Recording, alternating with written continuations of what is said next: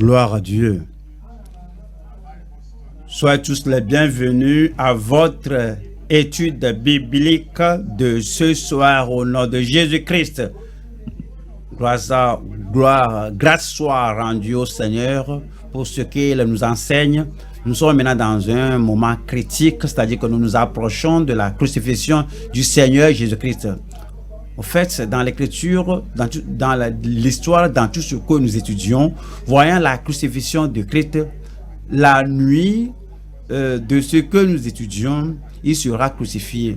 Et nous devons prendre cela à cœur et bien suivre. Que le Seigneur vous bénisse comme nous étudions ensemble. Prions ensemble. Père, nous te remercions pour ce moment. Merci de nous avoir accordé l'occasion de regarder, d'observer, de voir encore et de voir la trahison du Seigneur Jésus-Christ.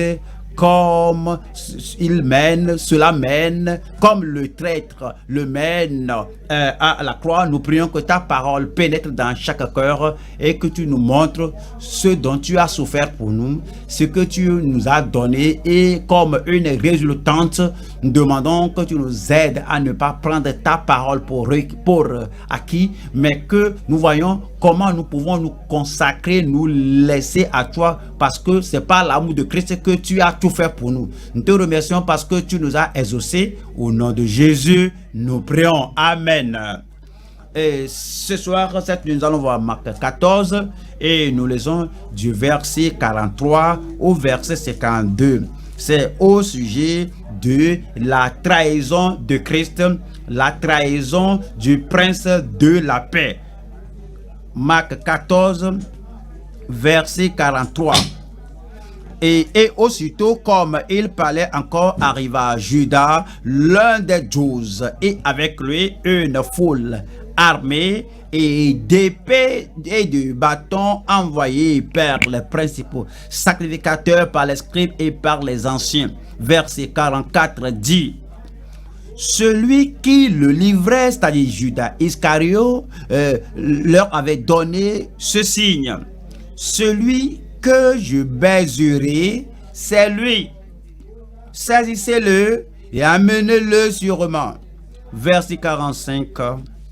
Dès qu'il fut arrivé, il s'approcha de Jésus, disant: Rabbi, et il le baisa. 46. Alors ces gens mirent la main sur Jésus et le saisirent. 47. Un de ceux qui étaient là, tirant l'épée, frappa le serviteur du souverain sacrificateur et lui emporta l'oreille. 48. Jésus, prenant la parole, leur dit: regardez son courage, regardez sa confiance, regardez la façon dont il s'était calmé pour porter tout. Jésus, prenant la parole, leur dit: vous êtes venus comme après un brigand avec des épées, des bâtons pour vous emparer de moi. 49. J'étais tous les jours parmi vous enseignant dans le temple et vous ne m'avez pas saisi. Mais c'est afin que les Écritures soient accomplies. Verset 50. Alors, nous allons voir tout ce que les disciples avaient fait, ces disciples qui avaient promis de faire allégeance à sa vie, qui vont aller jusqu'à la mort. Alors tous l'abandonnèrent et prirent la fuite. 51 dit: un jeune homme le suivait, n'ayant sur le corps qu'un drap. On se saisit de lui. Qu'est-ce qu'ils ont fait? 52. Mais il lâcha son vêtement et se sauva tout nu. Ce sont les versets que nous allons examiner ce jour. La trahison du prince de la paix. Bien sûr, vous savez que Christ est appelé le prince de la paix. Nous allons Ésaïe 59, verset 5 dit: car un enfant nous est né, un fils nous est donné, et la domination reposera sur son épaule. On l'appellera admirable, conseiller, Dieu puissant, Père éternel, Prince de la paix. Cela se réfère au Seigneur Jésus-Christ que un enfant nous est né, un fils nous est donné, car Dieu a tant aimé le monde qu'il a donné son fils unique, afin que quiconque croit en lui ne périsse point, mais qu'il ait la vie éternelle. Et puis c'est dit que la domination reposera sur son épaule. C'est à venir, c'est au second avènement de Christ, et on l'appellera admirable, conseiller, Dieu puissant, Père éternel, et il est le prince de la paix. Verset 6 dit: et donner à l'empire de l'accroissement et une paix sans fin au trône de David et à son royaume, l'affermir et le soutenir par le droit et par la justice dès maintenant et à toujours. Voilà ce que fera le zèle de l'Éternel des armées. Il est le prince de la paix. C'est lui qui est venu nous procurer la paix afin que nous ayons la paix en nous, la paix dans le cœur, la paix dans notre esprit, la paix autour de nous, la paix dans notre famille, la paix avec Dieu et la paix comme nous avançons dans la pureté de cœur jusqu'au dernier jour. La trahison du prince de la paix. Nous allons voir 3 points aujourd'hui dans le passage d'étude. Numéro 1, c'est la trahison par le fils de la perdition. Le fils de la perdition. 2, c'est la violation de l'écriture malgré la prohibition. Le Seigneur a prohibé, il a défendu, il a interdit, l'écriture a interdit cela, mais il est allé à prendre l'épée pour couper l'oreille de quelqu'un. La violation de l'écriture malgré la prohibition. Et 3e point maintenant, c'est le fondement de la soumission du prince. Pourquoi Christ s'est-il soumis? Pourquoi s'était-il livré à eux comme ça? Pourquoi s'est-il laissé à ces gens après le fondement? Nous allons voir le fondement de cette soumission du prince de la paix. Nous allons voir le premier point. La trahison par le fils de la la trahison par le fils de la perdition. La trahison par le fils de la perdition. Nous allons voir Marc 14, verset 43. Aussitôt comme il parlait encore, arriva Judas, qui est le fils de la perdition, l'un des 12, et avec une foule armée d'épées et de bâtons, envoyés par les principaux sacrificateurs, par les scribes et par les anciens. 44 nous dit: celui qui le livrait leur avait donné ce signe: celui que je baiserai, c'est lui, saisissez-le et emmenez-le sûrement. Il a dit dans le verset 45. Au verset 45, dès qu'il fut arrivé, il s'approcha de Jésus. Vous voyez? Parce que c'est la nuit, les autres et les gens ne seront pas en mesure d'identifier Jésus. Il y a d'autres disciples avec lui, les 11 avec lui et Christ avec lui, et ils vont aller là-bas cherchant Christ. Où est-il? Où est-il? Où est-il? Et alors ils ne voulaient pas qu'il s'échappe, et à cause de cela il faut qu'il ait quelqu'un, un guide, pour leur montrer, pour le doigter, pour leur doigter. Et c'est dit que il s'approcha de Jésus disant: Rabbi. Il le baisa. C'est le signe qu'il leur avait donné dans le verset 46. Au verset 46, c'est dit: alors ces gens mit la main sur lui, c'est-à-dire sur Jésus, et le saisit. Pourquoi disons-nous que c'est la trahison par le fils de la perdition? Voyons Jean 17,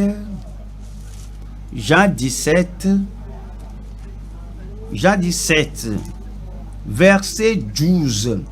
Lorsque j'étais avec eux dans le monde, je les gardais en ton nom. J'ai gardé ce que tu m'as donné, et aucun d'eux ne s'est perdu, sinon le fils de perdition, afin que l'écriture fût accomplie. Voici Jésus maintenant a appelé le traître le fils de perdition. Nous allons voir les caractéristiques maintenant de ce fils de perdition. Nous allons voir les qualités de ce fils de perdition. Et nous allons voir numéro 1, oui, la prudence pour le traître. La prudence pour le traître. Il a trahi le Seigneur, mais ce n'était pas sans prudence. Le Seigneur l'avait averti. Voyons Marc 14, 21. Marc 14, 21. Voici la prudence.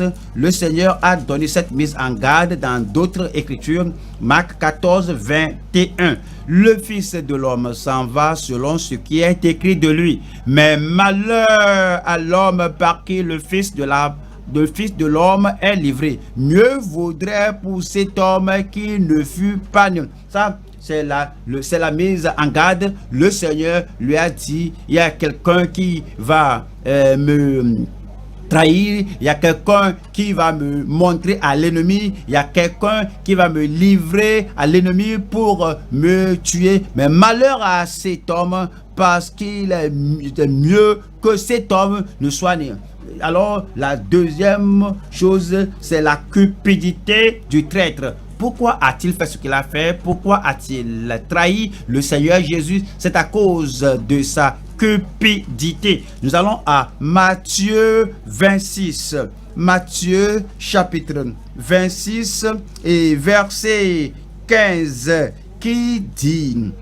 Et dit, que voulez-vous me donner, je vous le livrer. Voici Judas Iscariote qui négociait avec les anciens, avec le Sanhédrin, avec les sacrificateurs, avec les Juifs, que je peux le faire, je peux vous le livrer. Et il dit, mais que voulez-vous me donner et je vous le livrerai.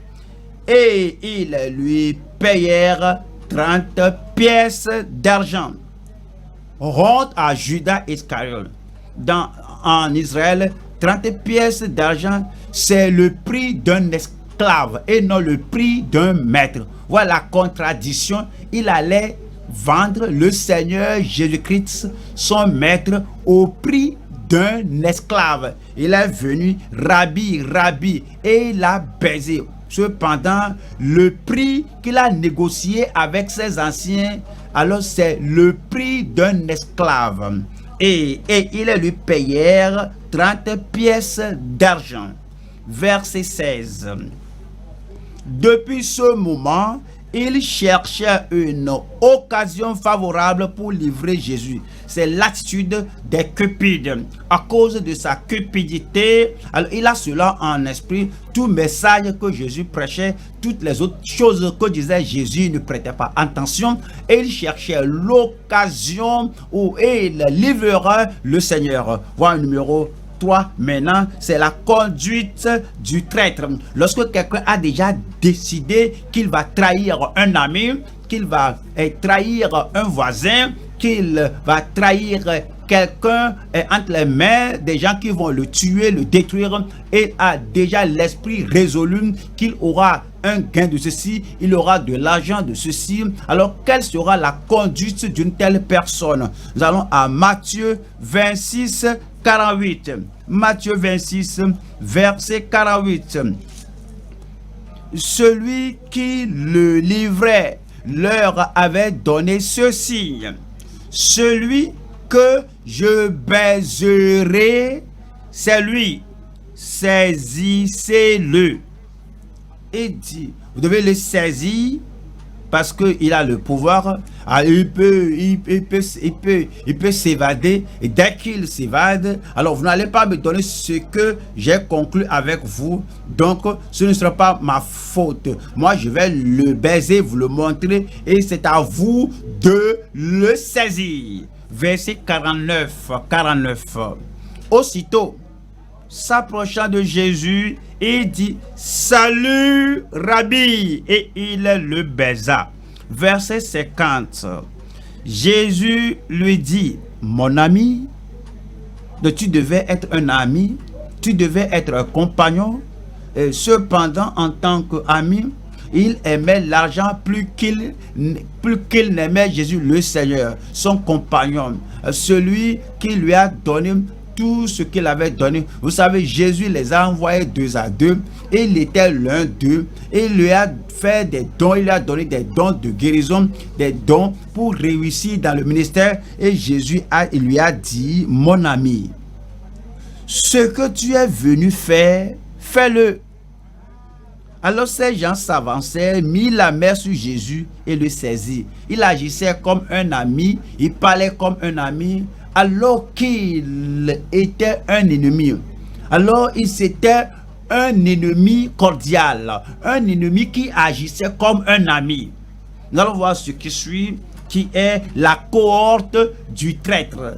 Et les gens qui l'ont accompagné, les gens qui sont venus avec lui et qui sont venus apprêter pour arrêter Jésus de force.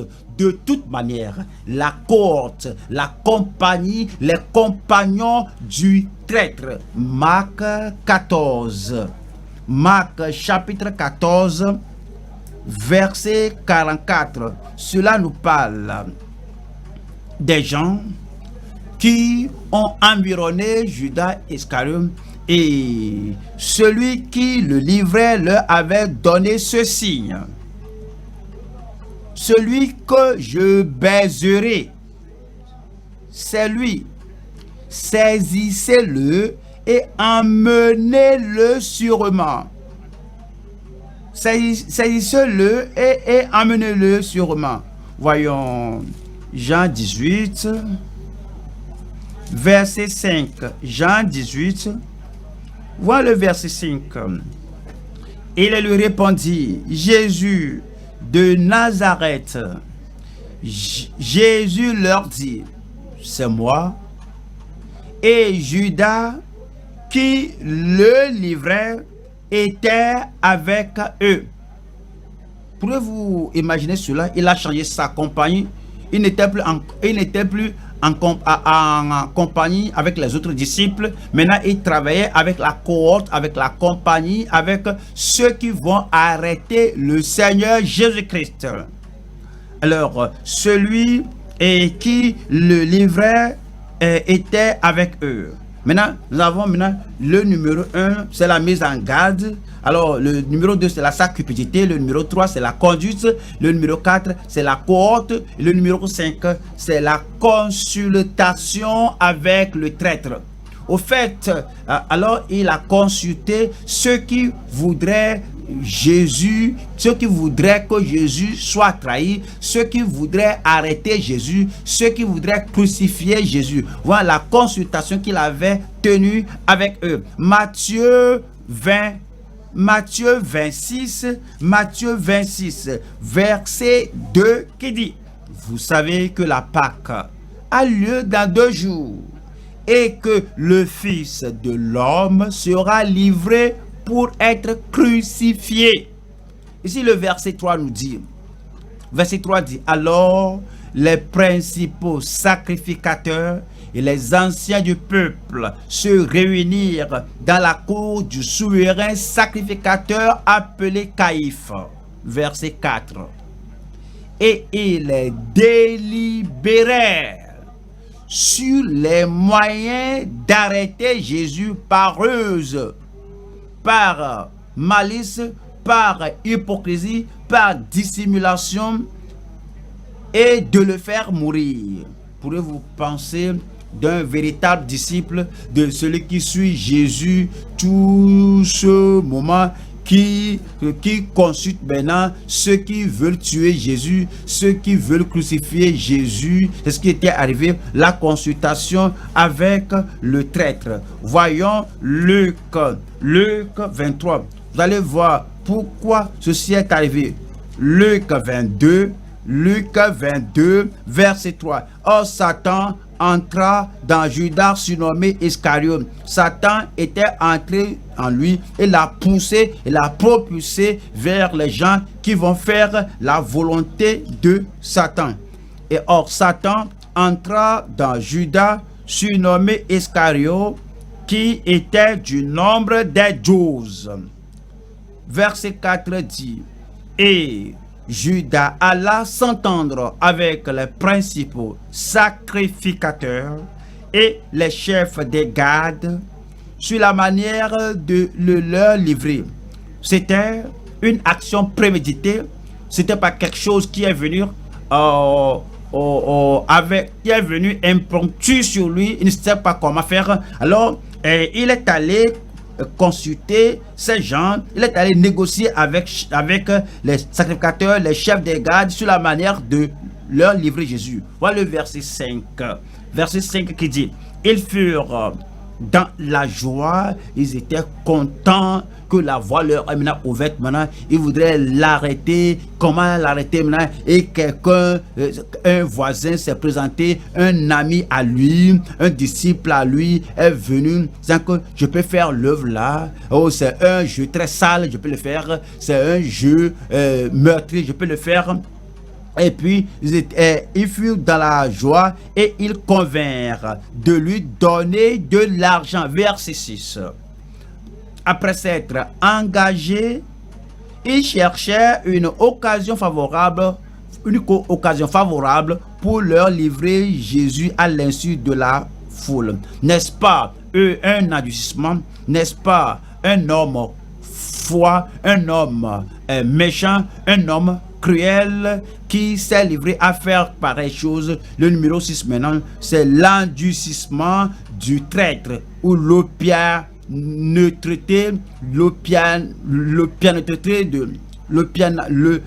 c'est l'endurcissement du traître. Et il haïssait Christ avant le pouvoir le trahir. Il dit que maître, Seigneur, oui, mon berger, et néanmoins, il a la haine dans le cœur. Il aimait l'argent plus qu'il n'aime le Seigneur. C'est ce qu'il aimait l'argent plus qu'il n'aimait le Seigneur. La trahison ne se limite pas à Jésus ni à Judas Iscariote. La trahison ne se limite pas au niveau du fils de perdition. Jésus a dit que au temps de l'avènement de Christ, il y a des gens, soit qu'ils cherchent de l'argent ou ce qu'il faut manger, soit qu'ils soient des dénonciateurs, des sycophantes. Jésus a dit que beaucoup seront ceux qui seront scandalisés, ils seront scandalisés à la sainteté, à la consécration, à la position non compromettante du croyant. Et c'est dit que beaucoup de faux prophètes arriveront et séduiront beaucoup de personnes. Beaucoup de faux prophètes arriveront et séduiront beaucoup de personnes. Il y aura la séduction, il y aura l'hypocrisie. Matthieu 24, 11, plusieurs faux prophètes s'élèveront et ils séduiront beaucoup de gens. Mais Jésus a dit que verset 12, et parce que l'iniquité se sera accrue, la charité du plus grand nombre se refroidira. Si l'amour de Judas Iscariote ne s'était pas refroidi, il n'y a pas de moyen pour lui de trahir Jésus. Son amour s'était évaporé, son amour s'est refroidi. C'est à cause de cela qu'il a fait ce jeu sale pour trahir son maître entre les mains des cruels, pour le crucifier, pour le tuer. La même chose s'applique lorsque votre amour se refroidit, que vous pourrez faire ce qui est une œuvre de trahison et livrer un enfant de Dieu entre les mains des ennemis. La trahison ne s'arrête pas à ce moment-là. Pourrais-je vous le dire? La trahison n'a pas commencé en ce temps-là. La trahison a commencé, continuer comme ça. Voyons, 1er Chronique 12. 1er Chronique 12 et lisons verset 14 qui dit, c'est 1er Chronique 12 verset 17. David est sorti au devant d'eux et leur adressa la parole en disant: si vous venez à moi dans de bonnes intentions pour me secourir, mon cœur s'unira à vous. Mais si c'est pour me tromper au profit de mes ennemis.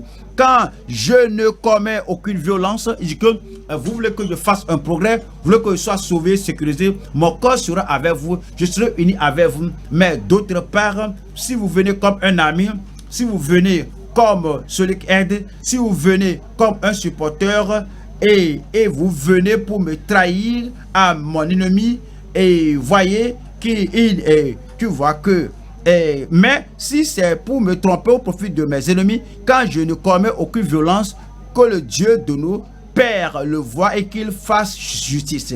La trahison ne s'était pas arrêtée au niveau de Jésus-Christ, et au temps de Judas Iscariote, cela a commencé, et de ce que Judas a fait, la trahison va continuer jusqu'au dernier jour. Voyons 2 Timothée 3, 2 Timothée 3, 1, 2 Timothée 1, 2 Timothée 3, 1, qui dit: sache que dans les derniers jours, il y aura des temps difficiles. Verset 2. Et les derniers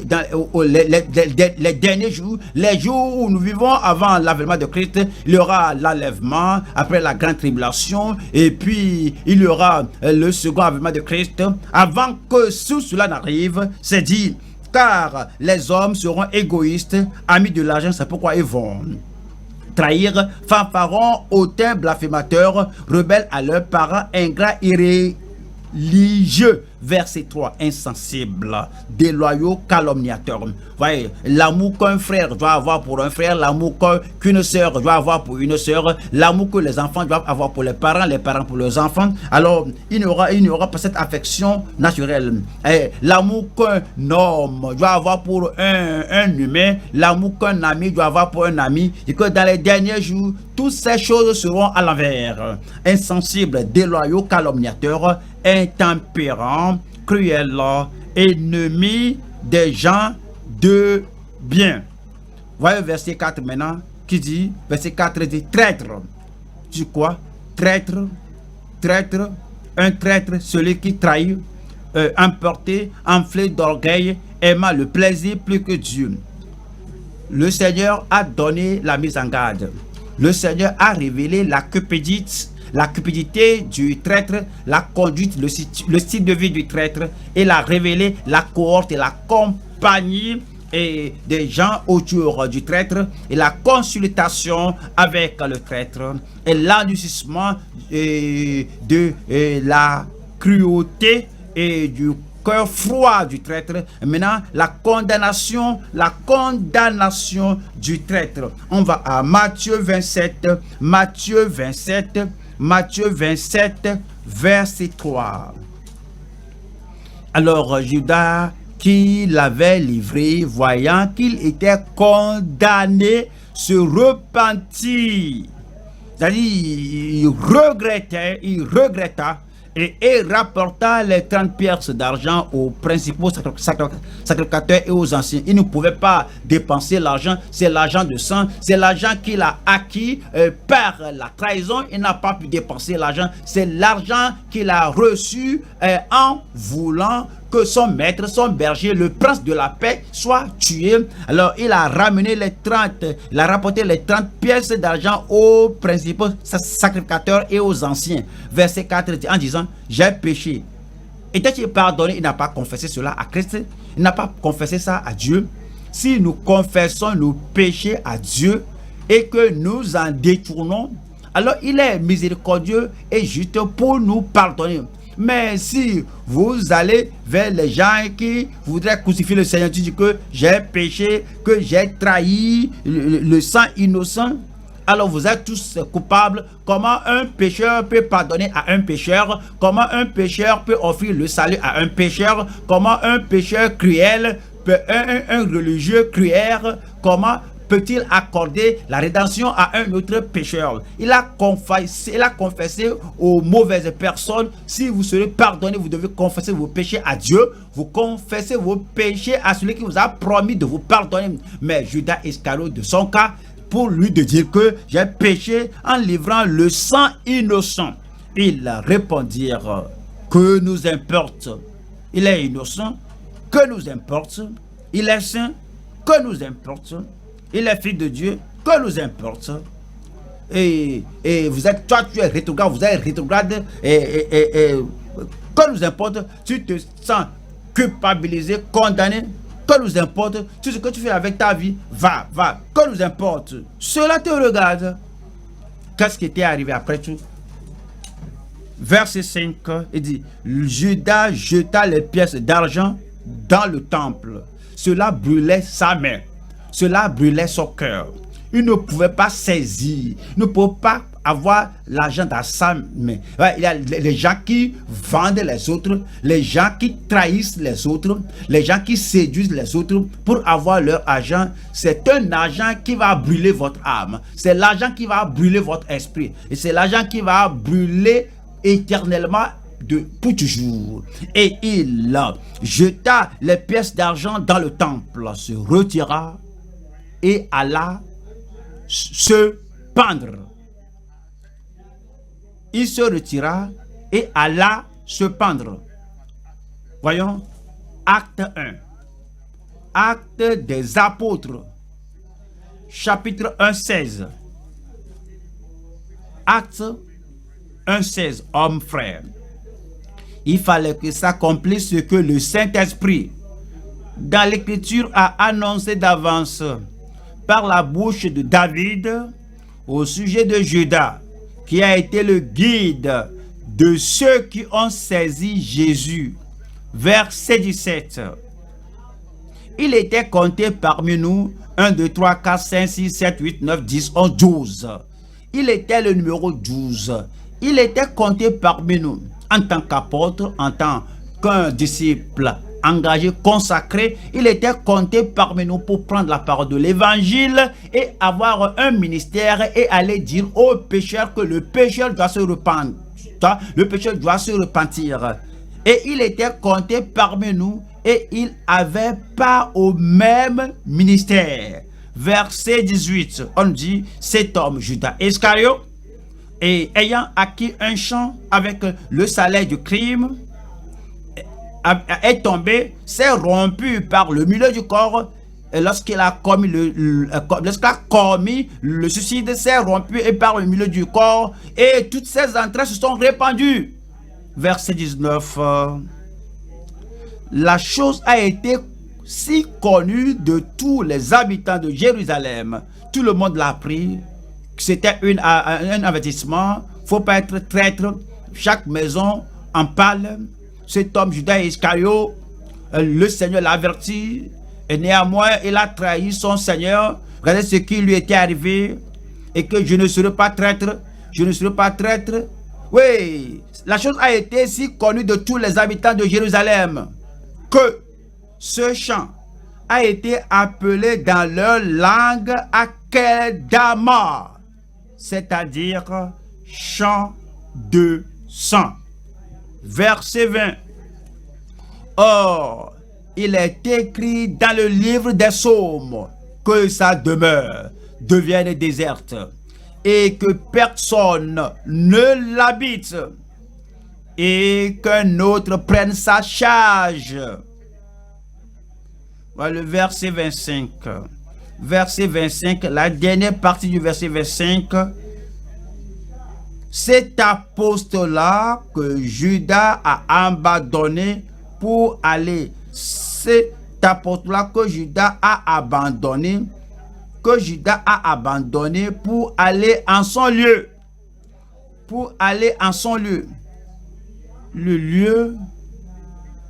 Le lieu qu'iront ceux qui ont trahi leur Seigneur. David a dit dans le psaume, voyons, psaume 41,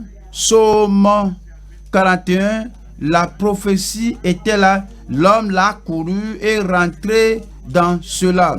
Psaume 41, et verset 10 dit, celui-là même avec qui j'étais en paix. Jésus a dit cela, qui avait ma confiance et qui mangeait mon pain, lève le talon contre moi. Et dit que cet apôtre-là, qu'une autre personne s'en charge. Et verset Psaume 55 et verset 13, c'est la prophétie au sujet de Judas Iscariote. Psaume 55, 13. Ce n'est pas un ennemi qui m'outrage, je le supporterai. Ce n'est pas mon adversaire qui s'élève contre moi, je me cacherai devant lui. C'est toi que j'ai, verset 14, c'est toi, verset 14, c'est toi que j'estimais mon égal.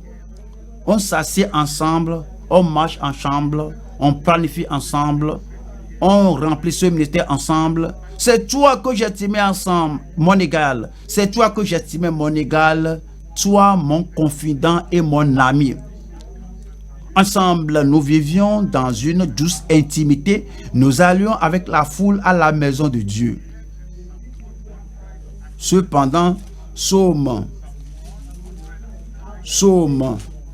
109 dit, en Psaume 109, verset 6, a parlé du témoignage, a parlé de son apostolat, de son châtiment, de sa condamnation, du jugement qui viendra sur Judas Iscariote et sur tous les traîtres impénitents. Psaume 109, verset 6. Place-le sous l'autorité d'un méchant et qu'un accusateur se tienne à sa droite. On a lu ça, Luc 22. 3. Que Satan entra dans Judas. Satan l'a poussé. Satan l'a obligé. Satan l'a propulsé à faire ce qu'il a fait. Et qu'un accusateur se tienne à sa droite. Lorsqu'il allait commettre le suicide, qui l'a poussé, qui l'a obligé, qui l'a contraint à faire cela, c'est l'accusateur, c'est Satan qui se tenait à sa droite. Verset 7. Quand on le jugera, qu'il soit déclaré coupable. La condamnation du traître. Quand on le jugera, qu'il soit déclaré coupable et que sa prière passe pour un péché. J'ai un péché que nous importe, même sa prière, sa confession, même son regret, il a tout regretté, tout cela est toujours péché. Le péché n'est pas effacé et que sa prière passe pour un péché. Verset 8. Que ces jours soient peu nombreux, qu'un autre prenne sa charge. Ces jours sont nombreux mais coupés prématurément. Alors, qu'un autre prenne sa charge. Deuxième point maintenant. Christ maintenant a été arrêté. Nous allons voir ce deuxième point qui est la violation de l'écriture malgré la prohibition. Nous allons voir Marc 14, verset 47. Marc 14, verset 47. Un de ceux qui étaient là, tirant l'épée, frappa le serviteur du souverain sacrificateur et lui emporta l'oreille. Au fait, vous comprenez, il ne visait pas à couper la tête, mais c'est à couper l'oreille, mais laisse la tête. Le Seigneur Jésus a dit que veillez prier afin que vous ne tombiez pas dans la tentation. Ils ont beaucoup appris de Christ. Voyez, frères et sœurs, peu importe ce que nous apprenons de la part de Dieu, ce que nous écoutons de la part de Dieu, sans la prière, sans la vigilance, nous pourrons tomber dans ce que le Seigneur nous a déjà mis en garde. Alors ici nous voyons, c'est dit que un de ceux qui étaient là, tirant l'épée, frappa le serviteur du souverain sacrificateur et lui emporta l'oreille. C'est quelque chose qu'il ne devait pas faire. C'est pourquoi Jésus a dit que mets ton épée dans le fourreau, parce que quiconque tue pas l'épée périra par l'épée. Voyons, Genèse chapitre 9, nous allons voir le verset 6. Voici la mise en garde, voici la prohibition. Si quelqu'un verse le sang de l'homme, par l'homme, son sang sera versé, car Dieu a fait l'homme à son image. Le Seigneur a dit que un homme ne doit pas tuer un autre homme par la haine, par vengeance, par amertume, et puis on note la vie d'une autre personne. Au commencement de la Bible, c'est ce qui est dit. À la fin de la Bible, voyons maintenant Apocalypse chapitre 13, verset 10. Apocalypse 13, le même avertissement nous est parvenu. Apocalypse 13, 10, qui dit que si quelqu'un mène en captivité, il ira en captivité. Si quelqu'un tue par l'épée, il faut qu'il soit tué par l'épée. Si quelqu'un tue par l'épée, il faut qu'il soit tué par l'épée. C'est ici la patience ou la persévérance et la foi des saints. La violation de l'écriture, la désobéissance à l'écriture, la contradiction des écritures, malgré la prohibition, malgré l'interdiction de porter l'épée pour tuer un voisin par la haine, par l'amertume, par la vengeance, par les représailles. Nous allons voir 3 points ici. On voit les armes charnelles utilisées par un guerrier qui ne prie pas. Ouais, il est prêt à se battre, il est prêt à se mettre en combat. Néanmoins, il portait des armes charnelles, quoi qu'il ne prie pas. Numéro 2 ici, la deuxième session de l'avertissement de Christ, c'est la mise en garde de Christ contre le combat interdit. 3 ici, c'est la vigilance empreinte de courage dans le siècle présent. La vigilance empreinte de courage dans le siècle présent. Voyons le numéro 1. Nous allons revenir à Marc 14 et nous lisons verset 47. Marc 14 et nous lisons le verset 47. Un de ceux qui étaient là, tirant l'épée, frappa le serviteur du souverain sacrificateur et lui emporta l'oreille. Voici ce que le Seigneur nous dit. Et 2e Corinthiens chapitre 10 et nous voyons le verset 3.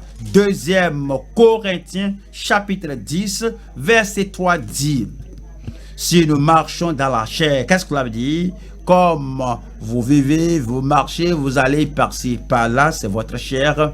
Et vous regardez devant vous, ça fait partie de votre chair. Vous écoutez le son d'une voiture qui klaxonne. Et vous êtes dans la chair. Si nous marchons dans la chair, nous ne combattons pas selon la chair. Il y a des choses qui se produisent dans le monde naturel, mais on ne mène pas un combat selon la chair. Verset 4 qui dit: car les armes avec lesquelles nous combattons ne sont pas charnelles. Lorsque les choses se produisent, lorsque les choses arrivent à votre père, à votre mère, à votre patron, à votre seigneur, à votre maître, ne dégainez pas une épée. On ne fait pas usage des armes charnelles du monde. Lorsque quelque chose arrive à votre fils, à votre fille, et vous êtes père ou mère, vous n'allez pas en tant qu'un père, qu'une mère, vous allez prendre, vous allez serrer la ceinture, que on fait quelque chose ici aujourd'hui, vous allez aller par-ci par-là, que les armes avec lesquelles nous combattons ne sont pas charnelles, mais elles sont puissantes. Ne pouvez-vous pas prier, ne pouvez-vous pas invoquer le nom du Seigneur, ne pouvez-vous pas vous accrocher à la promesse de Dieu, n'utilisez pas des armes charnelles pour résoudre vos problèmes. Nos problèmes sont spirituels, elles sont puissantes par la vertu de Dieu pour renverser les forteresses. 1er Corinthiens chapitre 6 verset 1. Voici l'usage des armes charnelles ainsi de 1er Corinthiens 6 1. Quelqu'un de vous, lorsqu'il a un différend avec un autre, ose-t-il plaider devant les injustes et non devant les saints? Il y a des gens qui ont connu des problèmes et des défis, ou bien que ce soit au sujet de leur hébergement, que ce soit pour un bien terrien, ou bien au sujet de boulot, ou bien du mariage. Au lieu de prier et parler au Seigneur, au lieu de dire à Dieu que je sais que tu vas mener le combat pour moi, je sais que tu vas me donner mon droit, je sais que tu vas pouvoir à mes besoins, ils vont aller à la justice, que l'église, ou à laisser affaire d'église. Pasteur, oubliez l'église. JS qui est JS. Laissez JS. Pasteur de groupe, oubliez cela. Parcelle nationale, oublie cela. Je vais au tribunal. Ceci là, on va traiter le cas là, à la justice. Mon frère et ma soeur, tu veux faire usage des armes charnelles pour résoudre tes problèmes. Le Seigneur dit ici, quelqu'un de vous, lorsqu'il a un différend avec un autre, ose-t-il plaider devant les injustes et non devant les saints? Voilà le verset 2. Le verset 2 qui dit ici, ne savez-vous pas que les saints jugeront le monde, et si c'est par vous que le monde est jugé, êtes-vous indigne de rendre les moindres jugements au sujet du terrain, les moindres jugements au sujet du fait que tu as loué une maison, tu as loué ma chambre, j'ai loué, et puis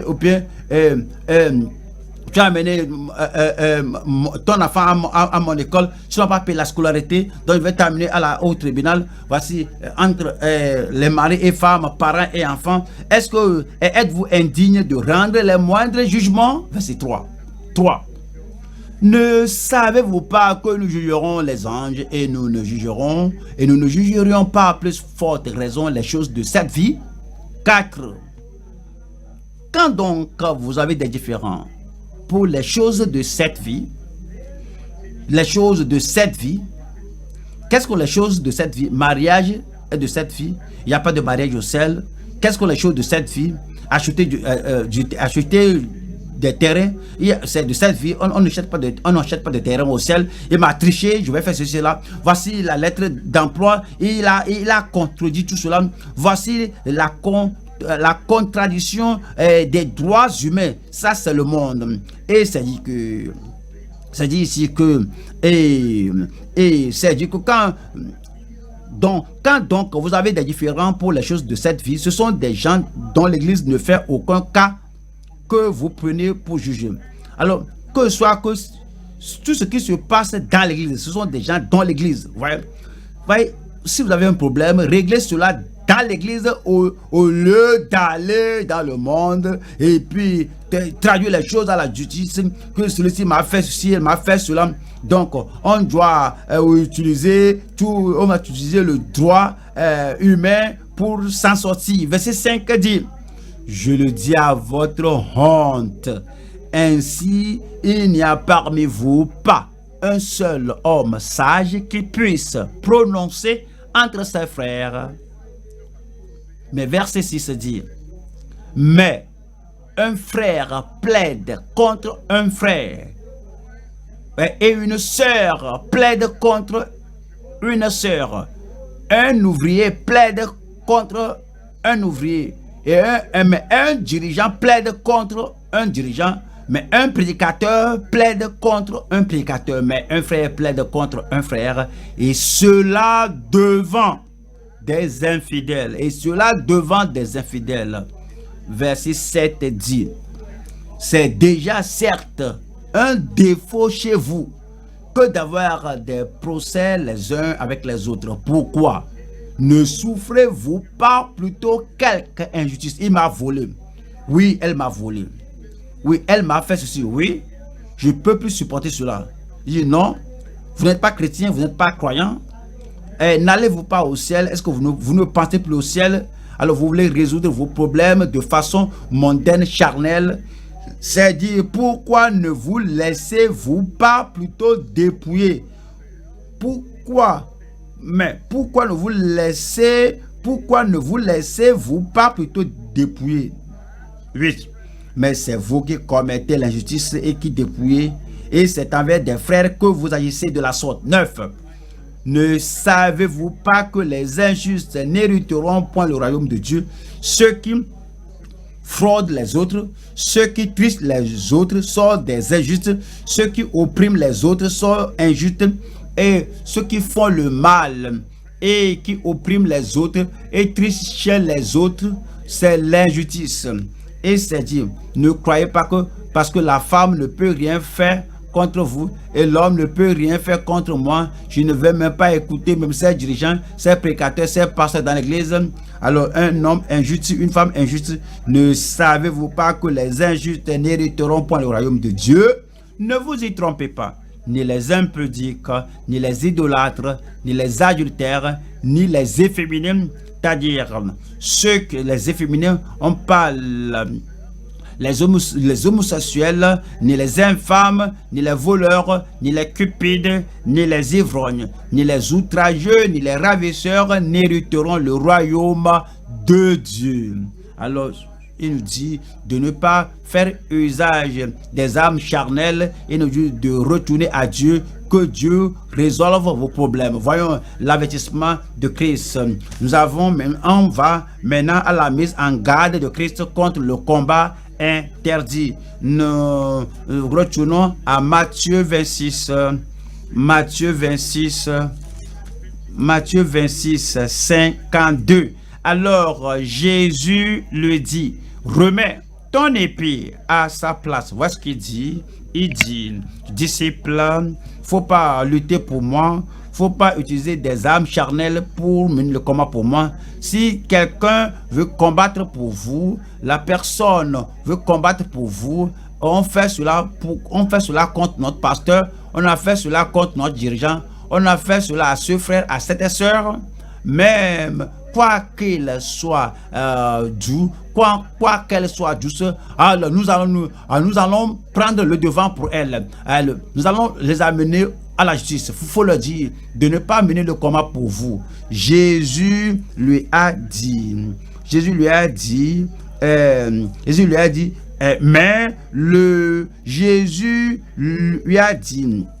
que de remettre. Et Jésus lui a dit de remettre l'épée dans sa place, car celui qui tue par l'épée périra par l'épée. Et c'est très instructif de voir ce que Jésus nous dit ici en Luc 22 et verset 49, Luc 22, 49, qui dit ici, ceux qui étaient avec Jésus, voyant ce qui allait arriver, dit, Seigneur, frapperons de l'épée? 50, et l'un d'eux frappa le serviteur du souverain sacrificateur et lui emporta l'oreille droite. Il n'a même pas attendu une réponse du Seigneur. Verset 51 dit, Jésus prenant la parole dit, laissez arrêter. Voyez ceci maintenant, c'est très instructif. Voyez ceci, c'est très intéressant. C'est très intéressant. Et ayant touché l'oreille de cet homme, il le guérit. Que cela soit une déception pour celui qui a frappé l'oreille, mais Jésus, au sein de cette persécution, au sein de cette trahison, au sein de cette injustice, il a continué de faire des miracles. Il a continué son ministère de guérison et ayant touché l'oreille de cet homme, il le guérit. Il ne s'est pas fâché. T'es-tu fâché lorsque quelqu'un a fait quelque chose et puis quelqu'un, si tu n'es pas en mesure de te battre, tu vas faire usage de toute habileté que on va combattre pour toi. L'homme là veut te couper, ne t'en fais pas. On sait que tu ne vas pas te battre. Tu es de la vie profonde. Tu crois à tous les messages de la Bible que ton pasteur t'enseigne. Nous savons que tu vas seulement les laisser faire comme ça. Oh, ces gens-là, nous allons les prendre, nous allons les surprendre, nous allons les tuer pour toi. Mais Jésus a touché l'oreille de cet homme, il le guérit. Pourquoi a-t-il fait cela? Jean 18, verset 36. Jean 18, 36. Jésus a dit, mon royaume n'est pas de ce monde, répondit Jésus. C'est pourquoi Jésus-Christ a fait ce qu'il a fait. C'est pourquoi il a mis ce disciple en garde. Nous sommes croyants, nous suivons Christ. Si quelque chose arrive, on doit être en mesure de dire que je ne suis pas de ce monde. Je ne vais pas mourir comme les gens du monde. Je ne vais pas, sinon, mener mes combats comme les gens du monde. Et je ne suis pas de ce monde. Et mon royaume n'est pas de ce monde. Si mon royaume est de ce monde, donc mes serviteurs auraient combattu pour moi. Lorsqu'on fait usage des armes charnelles, lorsqu'on fait usage des des armes que les gens du monde utilisent pour tuer les autres. Il me persécute, je vais lui jeter quelque chose. Il est en train de me dénigrer. Moi, je vais utiliser quelque chose contre lui aussi, comme on fait dans le monde. C'est comme tu dis que tout ce que tu as, ton espérance, c'est dans ce monde. Mais Jésus-Christ a dit que si vous me suivez, vous allez faire ce que j'ai fait, vous allez agir à la manière dont j'agis. C'est-à-dire, mon royaume n'est pas de ce monde, répondit Jésus. Si mon royaume était de ce monde, mes serviteurs auraient combattu pour moi afin que je ne fusse pas livré aux Juifs. Mais maintenant, mon royaume n'est point d'ici bas. Le Seigneur veut qu'on soit très vigilant sur nos sentiments. Lorsque quelqu'un nous fait mal, comment on ressent, comment nous nous sentons. Alors nous veillons sur nos sentiments, nous veillons sur nos actions. Lorsque quelqu'un nous fait mal et il veut nous crucifier, il veut nous trahir et la personne nous persécute, quel doit être mon acte, mon action, ma réaction? Je dois veiller sur mes actes, mes actions et mes réactions lorsque quelqu'un me fait mal, lorsque quelqu'un me blesse, lorsque quelqu'un que j'aime, comme celui qui a dégainé son épée, disant qu'il aime Jésus, que je ne vais pas permettre cela, que cela arrive à... Je ne vais pas permettre à cela d'arriver à quelqu'un que j'aime. Lorsque quelqu'un que vous aimez, elle a blessé votre femme, il a fait mal à votre femme, il a parlé mal de votre femme, il a blessé votre mari, il a parlé mal de votre mari, et il a triché votre femme, votre mari, votre fils, votre fille. Et dit, mais comment on peut faire cela à ma fille? Comment on peut faire cela à mon fils? Allez, j'aime mon fils, j'aime ma fille. Alors, il faut veiller sur votre action, sur vos paroles, ce que vous allez faire. Alors, cela nous conduit à la troisième session de ceci qui est la vigilance empreinte de courage dans le siècle présent. S'il vous plaît, prêtez attention. Ne parlons pas de la vigilance empreinte de pusillanimité. Tu baisses la tête, tu vas comme une personne peureuse. Je ne peux pas parler, je ne peux rien faire.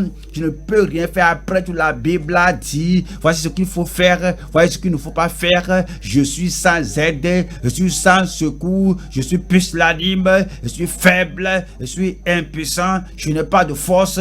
Qu'est-ce que je vais faire? Si je fais cela, si j'agis, il va m'opprimer. Ce n'est pas ça.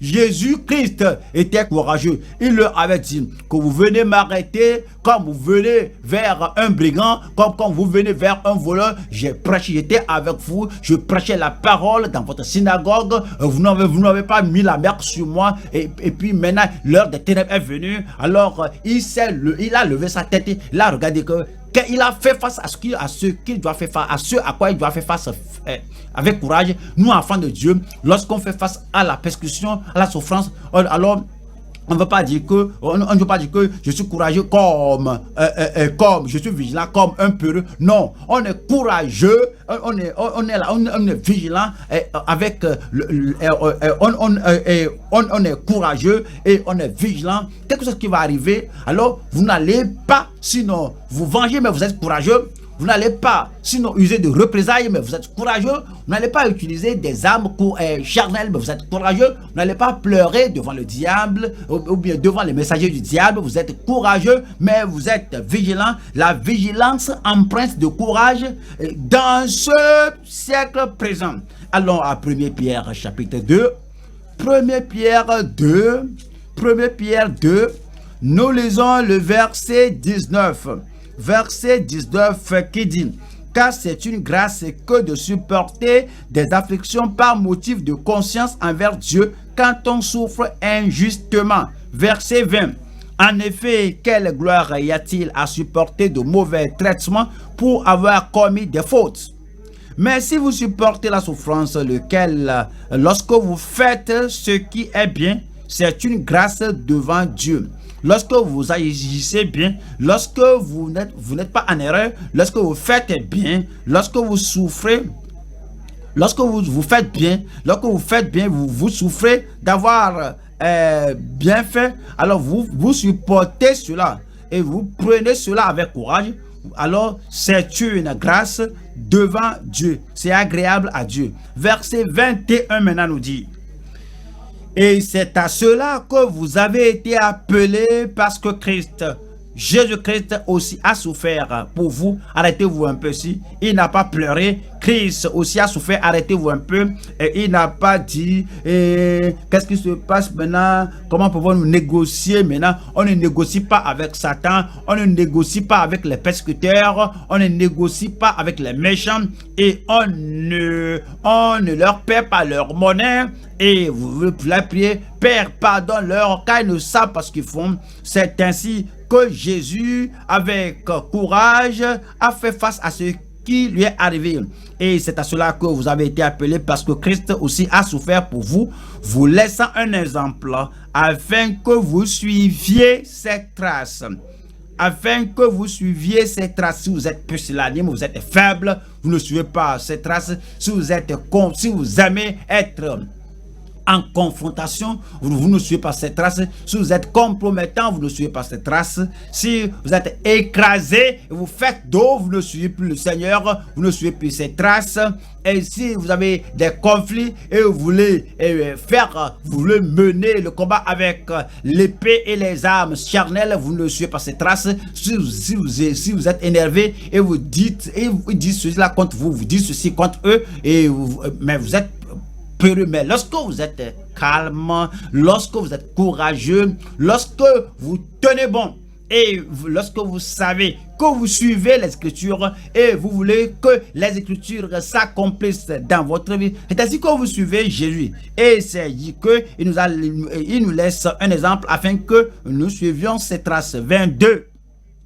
Lui qui n'a point commis de péché et dans la bouche duquel il ne s'est point trouvé de fraude. Vous n'allez pas pécher. La persécution vient, vous ne péchez pas. La tentation se présente, vous ne péchez pas. Les épreuves sont là, vous ne péchez pas. La trahison se présente, vous n'allez pas pécher. Et c'est dit que lui qui n'a point commis de péché et dans la bouche duquel il ne s'est point trouvé de fraude. 23. Lui qui injuriait ne rendait point d'injure. Lorsqu'il a été injurié, il ne rendait point d'injure. Problème entre mari et femme, un problème entre mari et sa femme, la femme, le mari a dissocié cela devant la belle famille, devant ses parents, et la femme qui parle toi maintenant, et parce que lui a dit parce qu'il a menti sur mon compte, il a ceci contre toi, et toi, alors toi aussi tu vas mentir sur son compte, et tout le cas est confus. Lorsque Christ était injurié, Christ ne faisait point de menace. Alors la qualité et la grâce de supporter le mal dans la souffrance. Et lui qui injuriait ne rendait point d'injure, maltraité ne faisait point de menace. Et votre maître, votre maître vous a fait quelque chose, et puis tu dis que celui-là, tu m'as fait ceci là, tu vas perdre ton boulot. Christ n'a pas fait cela. Voici ton employeur. Tu dis que tu crois que tu peux faire cela, faut pas le menacer. Je vais te montrer. Si tu menaces les autres et on dit que parce que je souffre, je vais te faire souffrir aussi. On ne suit pas Christ. Nous devons être courageux et vigilants sur notre tempérament, sur notre attitude, sur notre cœur. C'est dit que lui qui injuriait ne rendait point d'injure, maltraité ne faisant point de menace, mais s'en remettait à celui qui juge justement. Puisse le Seigneur vous accorder la grâce, puisse le Seigneur m'accorder de la grâce, afin que nous tous ensemble, nous puissions suivre le Seigneur sans regarder en arrière, sans user de représailles. Le Seigneur combattra pour vous. Alors, le Seigneur vous fera être ce que vous allez faire, ce qu'il veut que vous fassiez, vous allez faire, et vous ne devez pas, sinon, vous lever et faire usage des armes charnelles pour lutter. Nous allons maintenant au troisième point qui est le fondement de la soumission du prince. Le fondement de la soumission du prince. Nous allons voir Matthieu Marc 14 du moins, Marc 14. Et nous le voyons, verset 48. Jésus prenant la parole leur dit, vous êtes venus comme après un brigand avec des épées et des bâtons pour vous emparer de moi. Verset 49 qui dit, j'étais tous les jours parmi vous enseignant dans le temple et vous ne m'avez pas saisi. Mais c'est afin que les Écritures soient accomplies.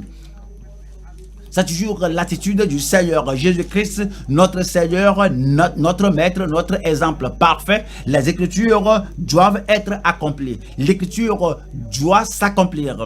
Et puis, verset 50 nous dit, alors tous l'abandonnèrent et prirent la fuite. Tous l'abandonnèrent et prirent la fuite.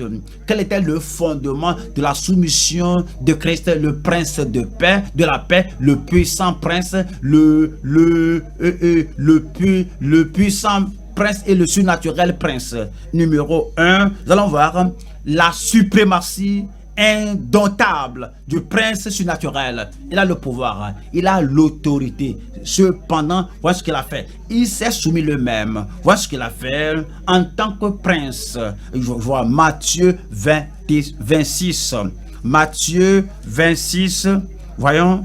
Verset 53, on va voir son pouvoir, on va voir son autorité, on va voir son privilège. Et il dit que penses-tu que je ne puisse pas invoquer mon Père qui me donnerait à l'instant plus de 12 légions d'anges? Et il peut me donner plus de 12 légions d'anges. Verset 54 dit, comment donc s'accompliraient les Écritures d'après lesquelles il doit en être ainsi? Parce que disait Jésus, il disait que j'ai des oreilles du ciel, j'ai les oreilles de mon Père, je peux prier mon Père et il peut me donner pas un ange, pas 1000 anges, il peut me donner pas même une légion d'anges. Une légion d'anges, c'est plus de 2000. Et il peut me donner plus de 12 légions d'anges. Vous parlez des 1000 d'anges. Ouais. Un seul ange dans l'Ancien Testament a tué 185 000 soldats dans une seule nuit. S'ils peuvent avoir 12 légions d'anges, vous pensez à ce qu'ils peuvent faire. Mais il dit que quoi que j'ai cette suprématie indomptable, ce pouvoir surnaturel, l'opportunité surnaturelle, cependant je ne ferai pas cela. Je vais vous montrer quelque chose. Voyons Jean 18, 4. Jean, chapitre 18, lisons le verset 4. Jésus, sachant tout ce qui devait lui arriver, s'avança et leur dit, qui cherchez-vous? Voyez ce courage, voyez ce calme. Regardez cette sénérité, cette autorité, ce courage, cette ado, cette assurance, cette puissance, cette confiance. Et il allait vers ceux qui voudraient l'arrêter. Qui cherchez-vous? Verset 5 dit, et ils lui répondirent, Jésus de Nazareth. Ouais, Jésus leur dit, c'est moi. Et Judas qui le livrait était avec eux. Verset 6. Lorsque Jésus leur eut dit, c'est moi, ils reculèrent et tombèrent par terre. Sa présence a démontré la puissance du Tout-Puissant. Il l'abordait et dit, mais qui cherchez-vous? Il dit que nous cherchons Jésus, et Jésus était là, et aussitôt qu'il a dit cela, ils reculèrent et tombèrent par terre. Il pourrait échapper et s'évader, mais n'a pas fait. Pourquoi? Parce que il s'est soumis lui-même, il s'est livré lui-même. Cela a un objectif. Voilà la seconde section ici. C'est sa soumission indispensable malgré la puissance suprême. C'est sa soumission indispensable malgré sa puissance suprême. Voyons, Jean 10, voici, ici ça dit qu'il est le bon berger et le bon berger donne sa vie pour les brebis. Et puis verset 17 dit, Jean 10, 17, le Père m'aime parce que je donne ma vie, je donne ma vie. Alors, il s'est soumis, il a donné sa vie volontairement. Il n'était pas forcé de le faire. Et il s'est donné lui-même parce que il a pensé à votre salut plus que sa souffrance. Il a pensé à votre salut plus que son retour au ciel. Il vous élève de la dégradation du péché au trône des promesses de Dieu, à la puissance de Dieu. Il veut vous amener au ciel. Il pense à cela plus que sa souffrance. Et dit ici que je donne ma vie afin de la reprendre.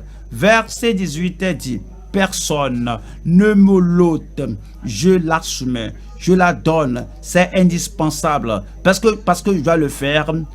Mais pour les péchés du monde, c'est pourquoi je l'ai fait volontairement. Personne ne me l'ôte, mais je la donne de moi-même parce que c'est nécessaire, parce que c'est indispensable. Et quoi que j'ai la puissance pour m'en passer et que ces gens-là ne m'arrêtent pas, j'ai laissé cela de côté parce que j'ai le pouvoir de soumettre ma vie et de le reprendre. J'ai le pouvoir de la donner et j'ai le pouvoir de la reprendre. Tel est l'ordre que j'ai reçu de mon Père. Nous allons maintenant à la troisième partie qui surprend les autres. C'est le sacrifice indescriptible du sacrificateur solitaire. Marc 14, verset 50. Marc 14, verset 50, qui dit, alors tous l'abandonnaient et prirent la fuite. Pourquoi c'est écrit ici? Parce que tous les disciples avaient fait le vœu, même s'il nous faut mourir avec toi, cela n'importe pas, nous allons mourir avec toi. Tous se sont consacrés, mais ils étaient incompétents de pouvoir honorer ce vœu et cette promesse. Alors tous l'abandonnèrent et prirent la fuite. Verset 51. Un jeune homme le suivait, n'ayant sur le corps qu'un drap. On se saisit de lui. Et les jeunes, et ceux qui étaient venus arrêter Jésus ont vu le jeune homme là, mais on se saisit de lui. Alors, verset 52 dit, mais il laissa son vêtement et se sauva tout nu. Il dit que pourquoi on nous enregistre ceci avec la passion de Christ, c'est-à-dire la souffrance, le sacrifice de Christ. Cela vous montre que Jésus a tout porté tout seul. Il est notre souverain sacrificateur. Il s'est sacrifié pour nous. Il a laissé sa vie pour nous. Il n'a pas de soutien. Il n'a pas de secours. Il n'a pas de défenseur. Il n'y a personne qui soit avec lui. Il est un sacrificateur solitaire. Il a fait le sacrifice tout seul. C'était un sacrifice indescriptible qu'il a fait en se donnant lui-même et en tant qu'un sacrificateur solitaire, celui qui s'est donné lui-même pour nous tout seul.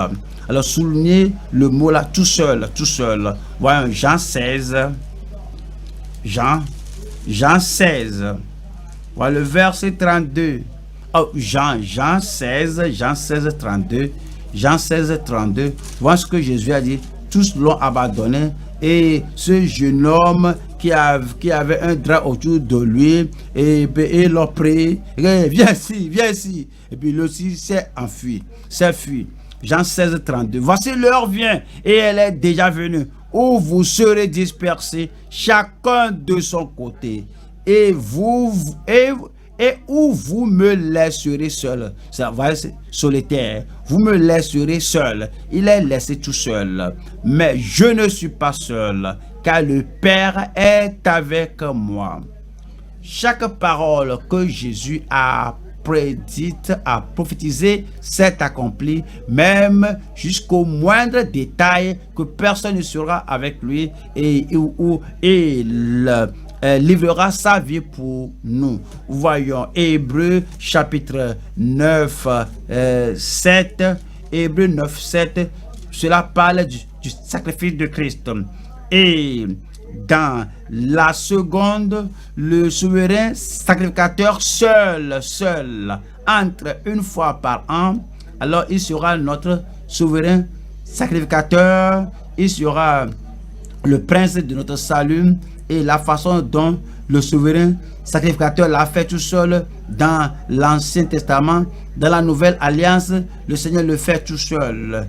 Le sacrificateur, le souverain sacrificateur seul entre une fois par an, non sans y porter du sang qu'il offre pour lui-même et pour les péchés du peuple. Mais Christ maintenant va porter le fardeau, va porter le poids, il va faire le sacrifice tout seul. Verset 11 qui dit: mais Christ est venu comme souverain sacrificateur des biens à venir.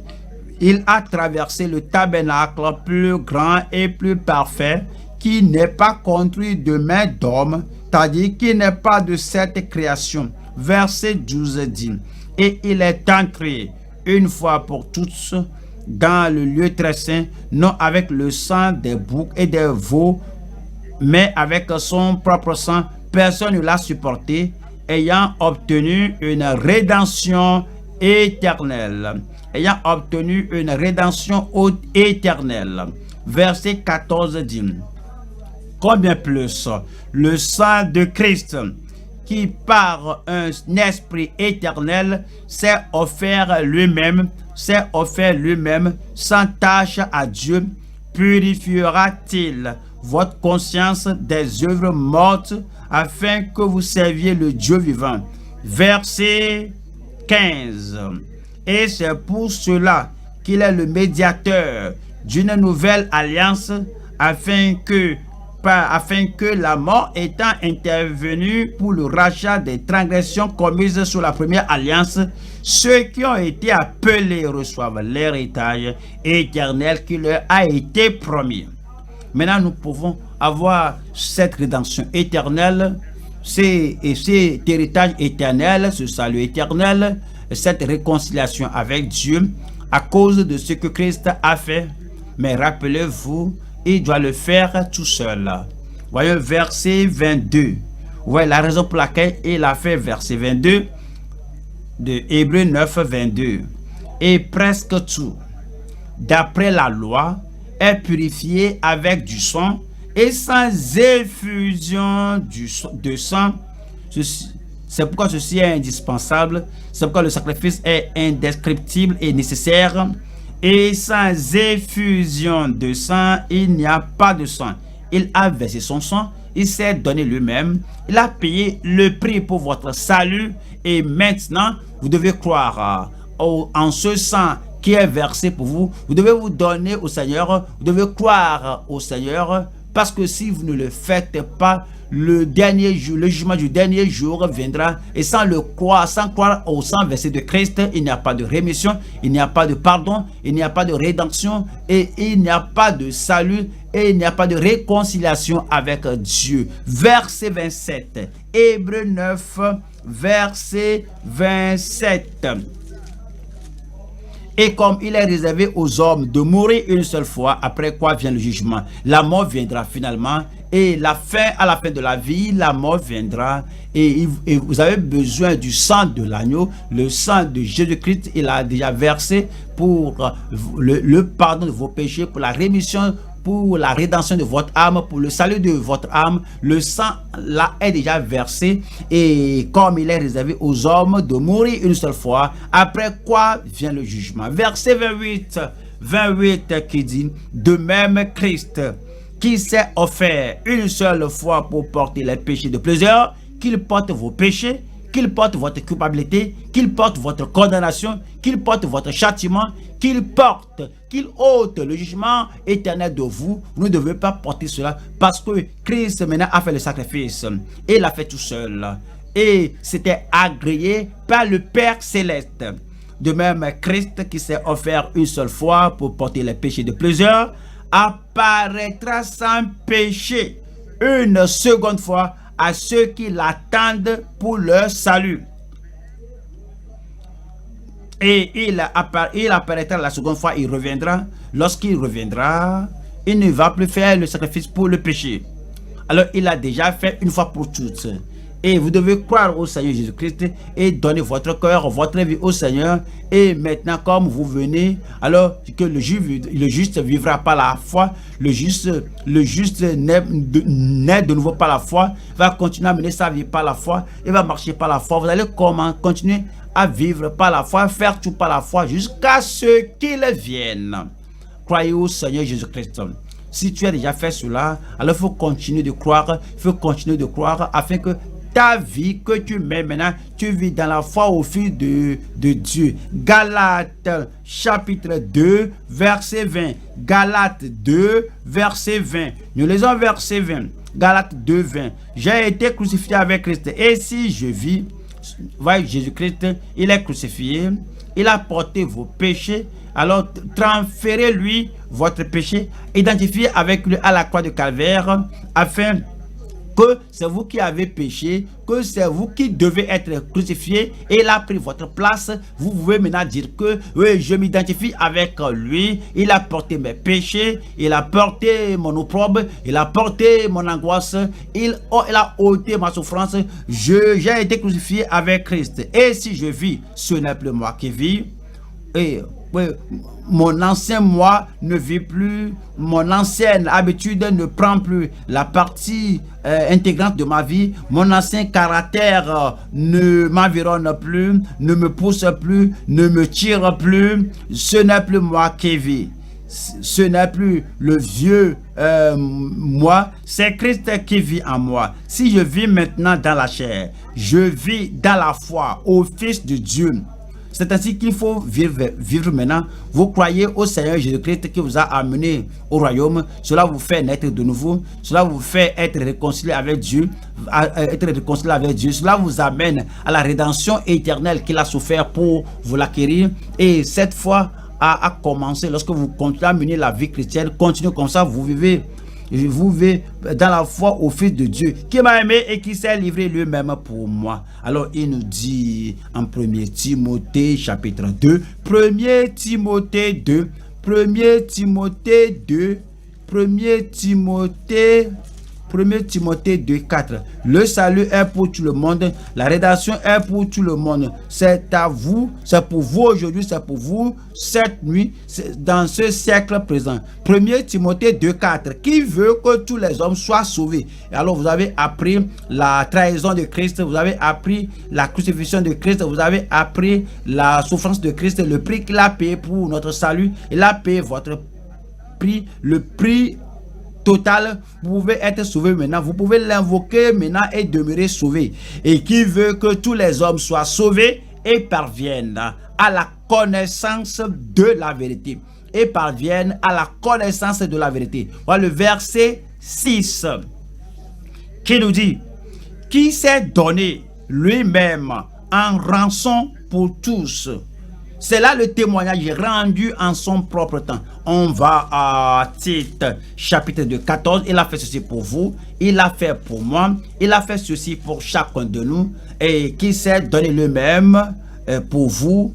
Tite 2, 14. Il a fait cela pour vous, pour nous, pour nos voisins, pour tout le monde, dans ce monde, dans cette génération. Chaque personne dans chaque génération, il s'est donné lui-même pour tout le monde, qui s'est donné lui-même pour nous, afin de nous racheter. C'est l'objectif. Vous avez appris la trahison, c'est l'objectif. Vous avez entendu parler de l'arrêtation de Christ, c'est l'objectif. Vous avez entendu parler de la crucifixion, voici l'objectif, afin de nous racheter de toute iniquité, afin qu'aucune iniquité, afin qu'aucune transgression, aucun péché ne demeure dans votre vie, dans votre âme, dans votre habitude, dans votre esprit, dans votre homme intérieur, et de nous racheter de toute iniquité et de se faire un peuple qui lui appartienne, purifié par lui et zélé pour les bonnes œuvres. Maintenant, il vous donne le zèle pour la justice, le zèle pour la pureté, le zèle pour la sainteté, le zèle pour l'œuvre de Dieu, de bonnes œuvres. Vous êtes zélé pour de bonnes œuvres. Nous avons entendu aujourd'hui que le Seigneur Jésus-Christ est notre Seigneur. Nous avons entendu parler de sa trahison. On a vu le fils de perdition. Et vous allez vouloir dire au Seigneur, Seigneur, je ne serai pas un traître, je ne serai pas fils de perdition, je ne serai pas une fille de perdition, je ne vais pas trahir Christ, je ne vais pas trahir mes parents, je ne vais pas trahir mes enfants, je ne vais pas trahir mes voisins, je ne vais pas trahir un ami, je ne vais pas trahir personne. Voici l'âge, voici le temps de trahison. La trahison, alors comme on s'approche de l'avènement du Seigneur, je ne vais pas trahir la confiance de personne. Je ne serai pas un fils de perdition. Non seulement ça, je ne serai pas une personne qui viole le commandement de Dieu, les Écritures, et couper ceci, couper cela. Je ne vais pas utiliser les armes charnelles pour agir n'importe comment. Je vais aller dans la voie du Seigneur. Le Seigneur veut que je sois de nouveau arrêté spirituel. Je vais arrêter spirituel. Je ne vais pas utiliser les armes charnelles, aller au tribunal, aller ceci, cela, parce que on cherche le jugement, on cherche la justice. Je vais accepter le sacrifice de Christ, la souffrance de Christ, la supplication qu'il a faite pour moi. Je vais accepter tout ce que Christ a fait et cela sera à ma faveur. Et que Jésus me purifie, qu'il me lave, qu'il m'épure, qu'il me donne le salut, et ce salut sera permanent. Je prie que tout ce que nous avons appris aujourd'hui vous soit bénéfique aujourd'hui, demain, pour le reste de votre vie. Pourquoi ne pas vous lever maintenant? Priez de vous lever maintenant, qu'on prie ensemble, amenez tout au Seigneur en prière, disant Seigneur, je te rends grâce, je te remercie pour ce que j'ai appris. Je te remercie, Seigneur, pour ce que tu as révélé. Je te remercie pour cette parole. Je l'ai vue de nouveau au sujet de la trahison.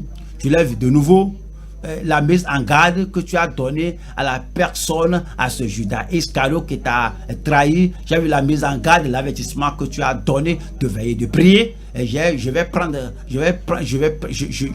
la prudence. Je serai prudent. Je ne vais pas permettre à la trahison, à la cupidité de prendre la meilleure partie de mon argent, de ma vie plutôt. L'argent, j'ai besoin de quelque chose de plus, quelque chose de meilleur plus que l'argent. Les biens de ce monde, j'ai besoin de quelque chose de plus que cela. Je vais bien me conduire dans la voie de celui qui est un véritable chrétien. Je vais rester chrétien, je vais demeurer chrétien. Et quel que soit ce qui se passe, quel que soit ce que les gens ôtent de moi, quelle que soit l'oppression, la persécution, je vais me conduire de façon à être agréable à toi comme un chrétien. Je ne serai pas un traître. Parlez au Seigneur. Faut pas dire que cela ne peut m'arriver. Faut pas dire que je ne peux pas l'être.